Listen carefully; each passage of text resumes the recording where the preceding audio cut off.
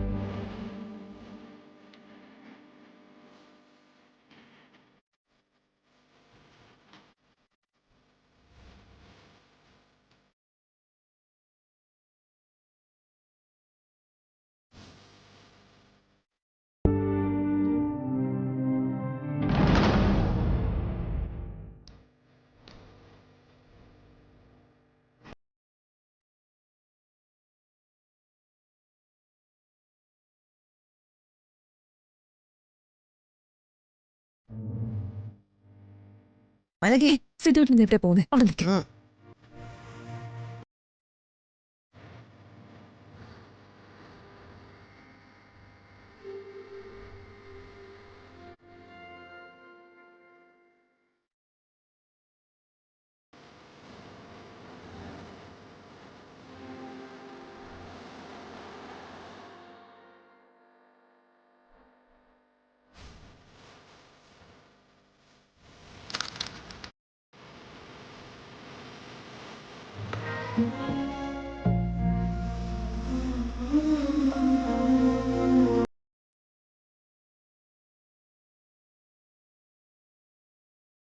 മലകി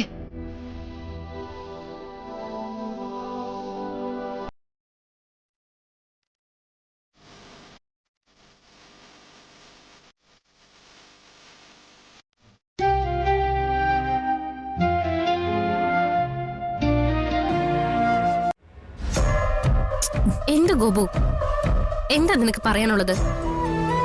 അമ്മ ചേച്ചിയോട് സംസാരിച്ചില്ലേ? ഇല്ല, അച്ഛന്റെ ശ്രാദ്ധത്തിന്റെ കാര്യം പോലും അമ്മ മുത്തശ്ശനോട് മാത്രം സംസാരിച്ചത്. അമ്മ എന്നോട് പിണക്കത്തില്ല. കല്യാണത്തിന് വരുമോ എന്ന് പോലും എനിക്കിപ്പോ സംശയം. ഞാൻ അമ്മയെ വിളിച്ച് സംസാരിക്കട്ടെ? കാര്യമില്ല മോളെ. അമ്മയ്ക്ക് ഞാനും കുട്ടനുമായിട്ടുള്ള കല്യാണത്തിന് എതിർപ്പാണെന്ന് നിനക്കറിയാലോ. അത് കൂടിയതല്ലാതെ ഇതുവരെ മാറിയിട്ടില്ല. അമ്മ ഈ കല്യാണത്തിന് പോലും സഹകരിക്കില്ല. ചേച്ചി, അമ്മയെ കുറ്റം പറഞ്ഞിട്ട് കാര്യമില്ല. സിദ്ധുവേട്ടനെ പോലൊരാളെ ചേച്ചിയുടെ ഭർത്താവായി കാണാൻ അമ്മയ്ക്ക് മാത്രമല്ല എനിക്കും സാധിക്കുന്നില്ല. പിന്നെ ചേച്ചി ഇങ്ങനെ ഉറച്ച തീരുമാനം എടുത്തിരിക്കുമ്പോ ഞാൻ പിന്നെ എന്ത് ചെയ്യാനാ? ഏതായാലും ചേച്ചിയും സിദ്ധുവേട്ടനുമായിട്ടുള്ള വിവാഹം നടക്കുമെന്ന് ഉറപ്പായി കഴിഞ്ഞു. ആ സ്ഥിതിക്ക് ഈ വിവാഹത്തില് അമ്മയും കൂടെ പങ്കെടുക്കണമെന്നാണ് എന്റെ അഭിപ്രായം. അതുകൊണ്ടാ ഞാൻ അമ്മയെ വിളിച്ച് സംസാരിക്കാന്ന് പറഞ്ഞത്. എന്റെ കല്യാണത്തിനും അമ്മയ്ക്ക് പങ്കെടുക്കാൻ സാധിച്ചില്ല. ചേച്ചിയുടെ കല്യാണത്തിനെങ്കിലും അമ്മ പങ്കെടുക്കേണ്ടതല്ലേ?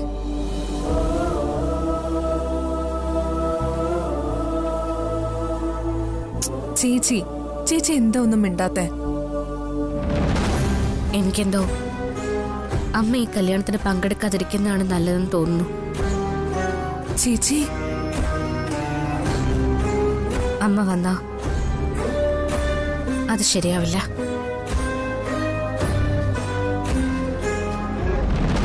മോളെ ദേവികേ,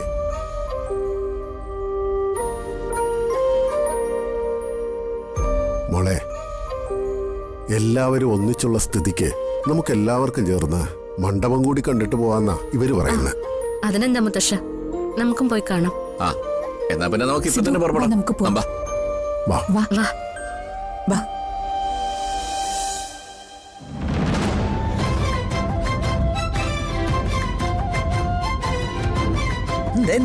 നോക്കമ്മേ.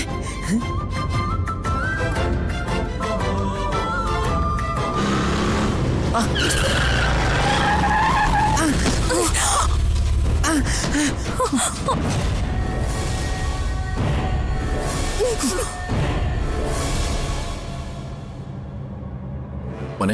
സിദ്ധു, എടാ മോനെ സിദ്ധു, കണ്ണൂർക്ക്. സിദ്ധു ജാനകി മോനെ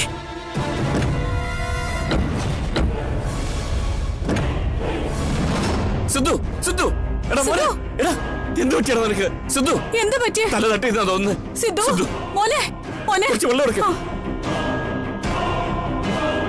മോനെ മഹിയേട്ടാ. സിദ്ധു, അയ്യോ സിദ്ധു, സിദ്ധു മഹിയേട്ടാ. മോനെ സിദ്ധു, സിദ്ധു കണ്ണു തുറക്ക്. സിദ്ധു, മോനെ സിദ്ധു, കണ്ണു തുറക്കടാ. സിദ്ധു, സിദ്ധു മോനെ മോനെ എന്ത് പറ്റിയാടാ നിനക്ക്? കുഴപ്പമൊന്നുമില്ലടാ. സിദ്ധു പുറത്തേക്ക് ഇറക്കിയേ. കാറ്റ് കൊള്ളട്ടെ, വാ ആ മോനെ. പതുക്കെ.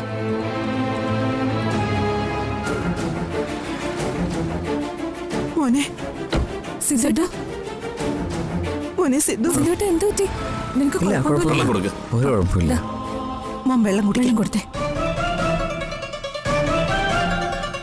മോനെ.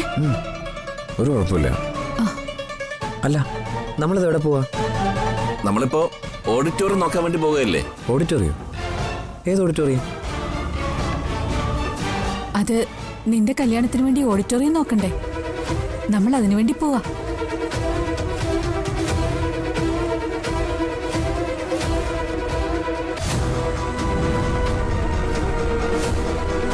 മഹിയേട്ടാ, നമ്മുടെ മോൻ ഇവൻ പഴയ സിദ്ധു ആയെന്നാ തോന്നുന്നേ. എനിക്കും അങ്ങനെ തന്നെ തോന്നുന്നു. മോനെ സിദ്ധു. അല്ല, കല്യാണത്തിന് ഓഡിറ്റോറിയം നോക്കാൻ പോവാന്നല്ലേ പറഞ്ഞേ? ആ, ആരുടെ കല്യാണം അച്ഛാ? ആരുടെ കല്യാണാന്ന്? മോനെ നിന്റെ കല്യാണോടാ? എന്റെ കല്യാണോ? അതേ കുട്ടാ, മോന്റെ കല്യാണം തന്നെയാ. മോൻ അതൊക്കെ മറന്നോ? എന്റെ കല്യാണം അവളുടെ വീട്ടിൽ അറിയിച്ചോ?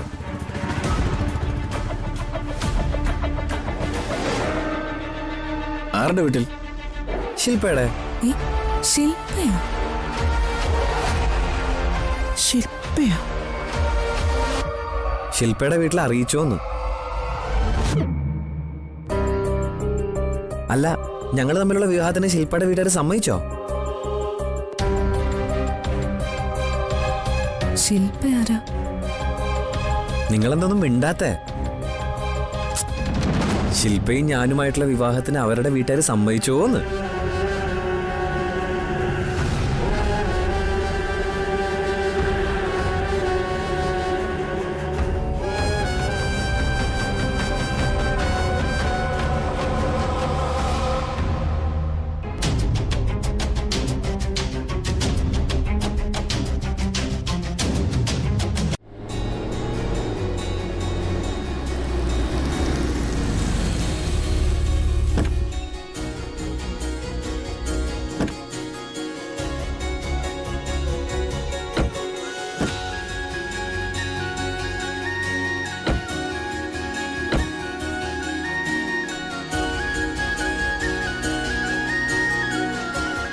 ആ, മഹാദേവനും കുടുംബമൊക്കെ വന്നോട്ടെ. അതുവരെ നമുക്ക് അവിടെ വെയിറ്റ് ചെയ്യാം. ശരി മുത്തശ്ശ.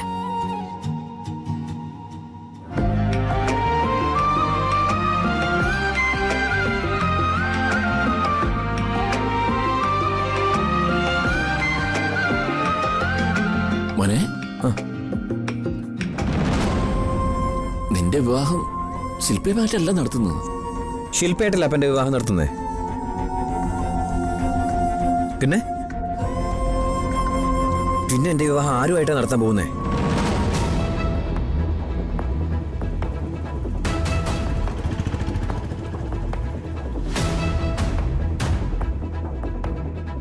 എനിക്കൊന്നും മനസ്സിലാവുന്നില്ലേ?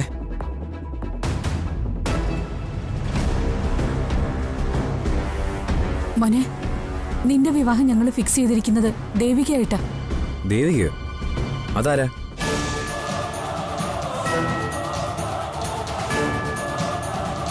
അങ്ങനെ ഒരാൾ എനിക്കറിയില്ലല്ലോ.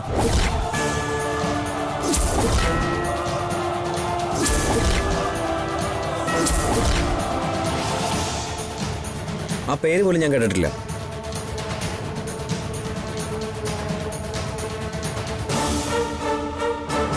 ദേവിക, ഈ നിൽക്കുന്ന ഗോപികയുടെ ചേച്ചിയാ.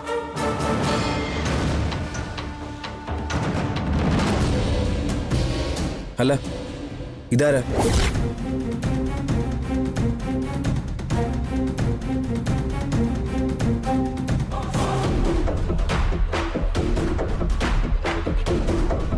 ഇത് ഋഷിയുടെ ഭാര്യ. ഋഷിയുടെ കല്യാണം കഴിഞ്ഞു. കഴിഞ്ഞു? എടാ, നീയും അതിൽ പങ്കെടുത്തിരുന്നു, ഓർമ്മയില്ലേ നിനക്ക്?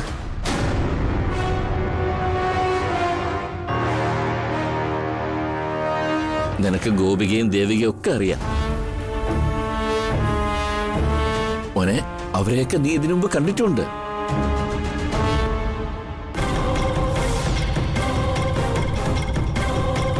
ദേവികയെ മോന് വലിയ ഇഷ്ടമാണ്.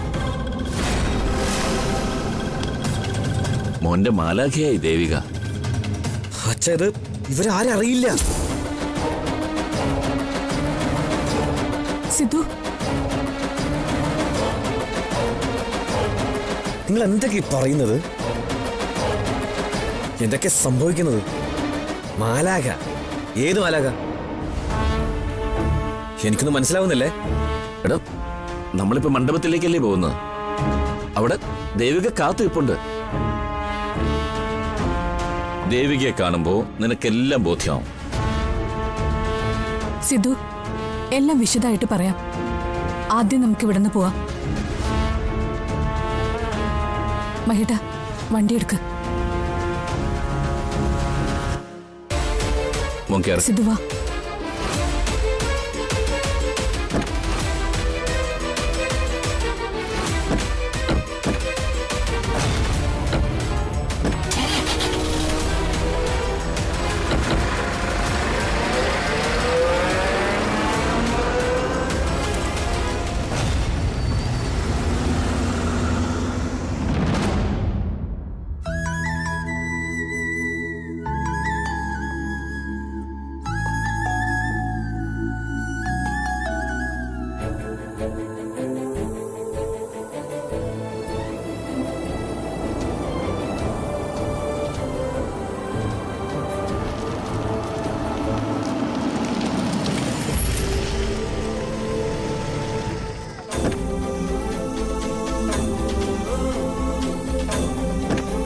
സിദ്ധു, ഇറങ്ങി വാ.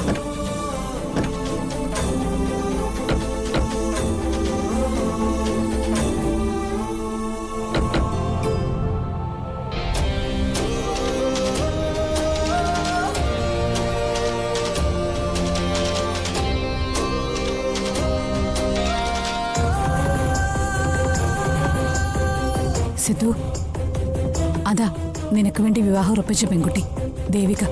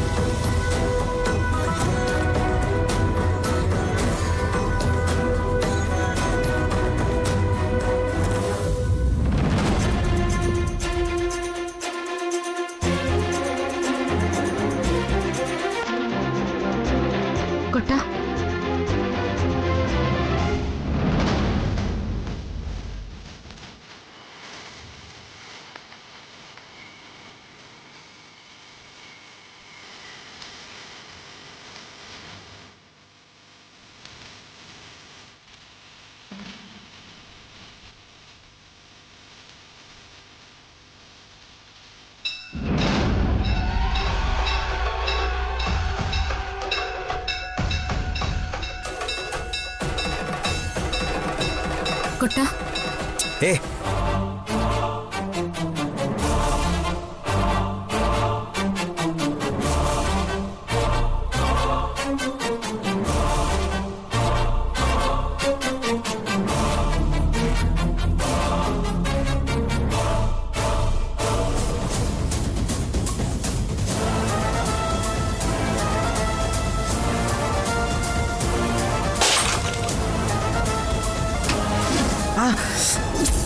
കുട്ട സിദ്ധു മോനെ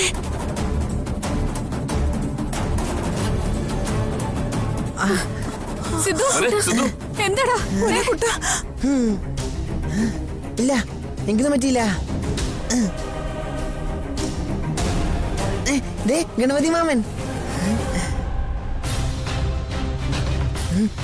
മല്ലാക്കെ ഓ വാ നമുക്ക് തൊഴാം വാ വാ കുട്ട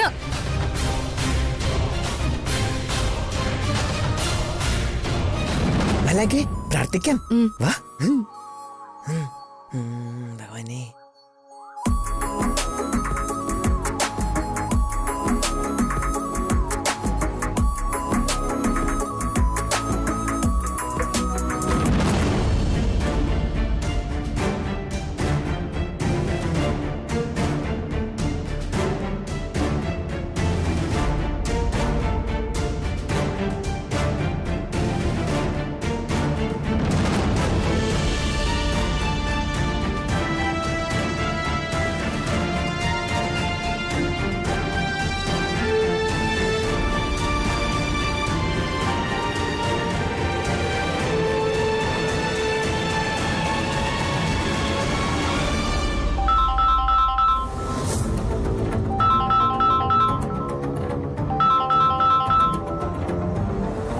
ആരാ വിളിക്കുന്നേ?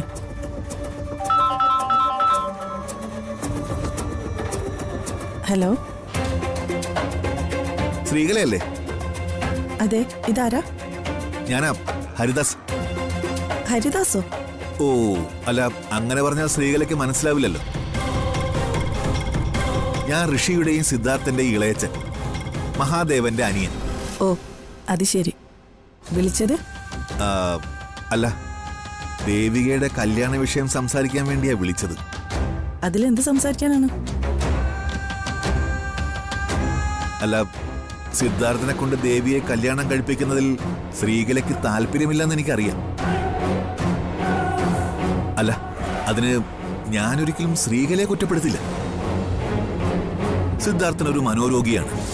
അവൻ മനോരോഗി ആയതുകൊണ്ടാണല്ലോ അവനുമായി ദേവിയുടെ വിവാഹം നടത്തുന്നതിൽ ശ്രീകല എതിർപ്പ് കാണിക്കുന്നത്. ആ, ദേ, ഇക്കാര്യത്തിൽ ശ്രീകലയുടെ നിലപാട് തന്നെയാണ് ശരി. സിദ്ധുവിനെ പോലൊരു മനോരോഗിയെ കൊണ്ട് ഇത്രയും നല്ലൊരു പെണ്ണിനെ വിവാഹം കഴിപ്പിക്കുന്നതിൽ എനിക്കും ഭാര്യയ്ക്കും തീരെ അഭിപ്രായമില്ല. അല്ല, അവളിതൊക്കെ കേട്ടുകൊണ്ട് ഇവിടെ തന്നെ നിൽപ്പുണ്ട്. ശ്രീകലെ, നിങ്ങളുടെ മകളുടെ നന്മയ്ക്ക് വേണ്ടിയാ പറയുന്നത്. ഈ കല്യാണം നടക്കാതെ ശ്രീകല തടയണം. എങ്കിൽ മാത്രമേ ശ്രീകലയുടെ മോളെ ശ്രീകലയ്ക്ക് രക്ഷപ്പെടുത്താൻ സാധിക്കുള്ളൂ. അല്ല, നിങ്ങളിപ്പോ എന്നെ വിളിച്ച് പറയാൻ കാരണം? അല്ല, ഞങ്ങൾക്കങ്ങനെ പ്രത്യേകിച്ച് സ്വാർത്ഥ താല്പര്യങ്ങളൊന്നും ഇക്കാര്യത്തിലില്ല ശ്രീകലെ. ദേവിക നല്ലൊരു തങ്കം പോലൊരു പെങ്കൊച്ച. അവക്ക് ഇതിനേക്കാൾ എത്രയോ നല്ല ആലോചനകൾ കിട്ടും. എന്തിനാണ് വെറുതെ ആ പെങ്കൊച്ചിന്റെ ഭാവി ഇരുട്ടിലാക്കുന്നത്, ജീവിതം നശിപ്പിക്കുന്നത്? ഞങ്ങളതാ ചിന്തിച്ചത്. അതോർക്കുമ്പോ എനിക്കും എന്റെ ഭാര്യയ്ക്കും വല്ലാത്ത സങ്കടം തോന്നുന്നു. അല്ല, ഇങ്ങനൊരു ചതിക്ക് കൂട്ടു നിൽക്കുന്നത് ഒരു മഹാപാപമാണെന്ന കുറ്റബോധം ഞങ്ങൾക്കുണ്ടായി. അതുകൊണ്ടാ രണ്ടും കൽപ്പിച്ച് ഞങ്ങളിപ്പോ ശ്രീകലെ തന്നെ വിളിച്ചത്. ശ്രീകലയ്ക്ക് ഞങ്ങളെ വിശ്വസിക്കാം. ഈ കല്യാണം നടത്തരുതെന്ന് തന്നെയാണ് എന്റെ ഉറച്ച തീരുമാനം. പക്ഷേ ഞാൻ എത്ര പറഞ്ഞിട്ടും ദേവിയേക്ക് അത് ബോധ്യപ്പെടുന്നില്ല. ഇവിടെ ഇരുന്നുകൊണ്ട് എനിക്കൊന്നും ചെയ്യാനും സാധിക്കുന്നില്ല. അങ്ങനെയാണെങ്കിൽ ശ്രീകല നാട്ടിലോട്ട് വരണം. എത്രയും പെട്ടെന്ന് തന്നെ വരണം. അതിനുള്ള ഫ്ലൈറ്റ് ടിക്കറ്റ് ഞങ്ങൾ ബുക്ക് ചെയ്ത് തരാം. അതെ, നിങ്ങൾ നേരെ നാട്ടിലേക്ക് പോരും. വേറൊന്നും ചിന്തിക്കണ്ട. ശരി, ഞാൻ ഉടനെ നാട്ടിലേക്ക് വരാം.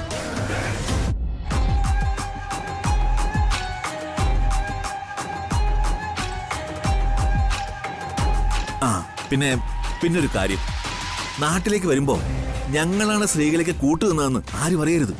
ഏയ്, അതൊരിക്കലും എന്റെ ഭാഗത്തുനിന്ന് ഉണ്ടാവില്ല. എങ്കിലേ ഇന്ന് തന്നെ ടിക്കറ്റ് അയച്ചേക്കാം. ഓക്കെ.